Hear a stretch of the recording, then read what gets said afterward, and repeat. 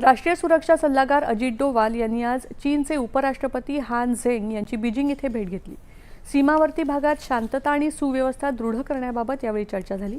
आर्थिक, राजकीय आणि बहुपक्षीय मंचावर द्विपक्षीय संबंधांमध्ये अधिक सुधारणा व्हावी यावर दोन्ही नेत्यांमध्ये सहमती झाली।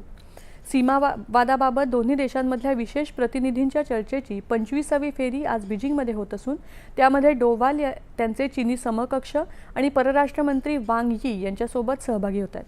काल एका पत्रकार परिषदेत या विशेष प्रतिनिधींच्या चर्चेची माहिती देताना चीनच्या परराष्ट्र मंत्रालयाचे प्रवक्ते लिन जियान यांनी डोवाल आणि वांग यांच्यात सीमावादासोबतच इतर द्विपक्षीय, प्रादेशिक आणि आंतरराष्ट्रीय संबंधांबाबत सविस्तर चर्चा होईल अशी माहिती दिली। डोवाल आणि वांग हे सीमाविषयक वाटाघाटींच्या यंत्रणेसाठी नियुक्त केलेले विशेष प्रतिनिधी आहेत।